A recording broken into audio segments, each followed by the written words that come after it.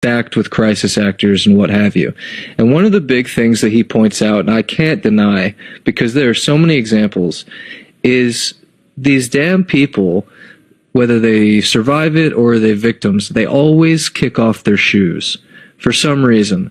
And I think it's so ridiculous, because if I was, I mean, how hard do you have to be shot for your shoes to fly off? And they're always set nice and neat.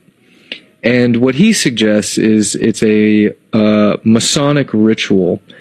I'm reading here about sort of the substance of the Masonic shoe, which is also called the blue slipper, is symbolic of a physical confirmation of a spoken deed. And its roots go all the way back to Jewish theologies as well. So the kinsman drew off his shoe and gave it to Boaz. Boaz held it up for all in the gate to see. He asked them to be witnesses that he became Naomi's protector, Ruth's husband, and a redeemer of Ahimelech's property. Thus today we have the little blue slipper as an emblem of the protective influence of Masons for their wives, widows, and daughters. Think about what happens at like Sandy Hook and stuff. I do see that right away. Okay. You're welcome. I do understand that. That makes a lot of sense. The fact that some of these things, the symbolism, the numbers, whatever happens in these events, I've always seen it as sort of a thing where it's like, whoa, you know, without directly outright telling people. Because like you said, you don't have a meeting where it's like, all right, this is what we're going to do. And transnationally, they tell all of the Masons, you know, before something happens that, you know, what's going to happen. Obviously, there's huge risks that would be involved in that. Yeah. But to do an event like that and then have symbolism like that. Let me get my shoes. I got you, sir.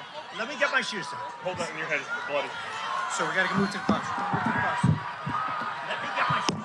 Okay, my shoes down. My shoes. Watch out. Wait.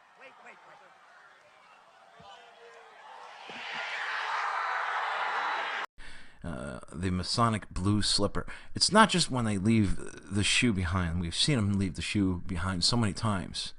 But they literally put the Masonic blue slipper. You know, people have interpreted a few different, you know, meanings of this. No matter which way you look at the meaning or which interpretation that you take, I think everybody still draws the same conclusion that it is the Masonic slipper. Okay? When you see that, you know, when they make a point to have that one picture of the shoe left behind at the false flag. And of course this is about as specific and Masonic as it gets. And unfortunately, believe it or not, there's many Masons out there that don't even understand this. Okay, they don't understand that these false flags are being done under the protection of the Masons. You know, whether it was Sandy Hook with the Masonic ties or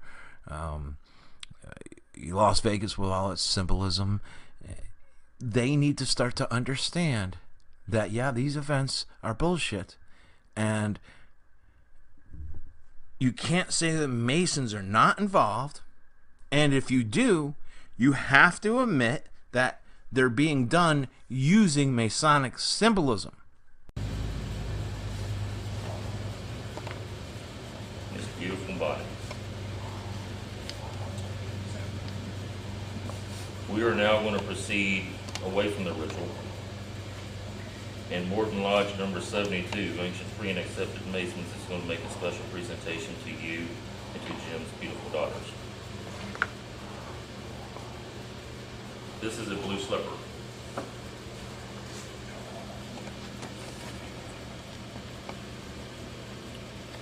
When we were initiated into the fraternity, we learned about a man named Boaz from the Book of Ruth. As a Master Mason, we are obligated to our widows and our orphans. Specifically, the Book of Ruth. Naomi, being of the tribe of Judah, had 2 sons and a husband.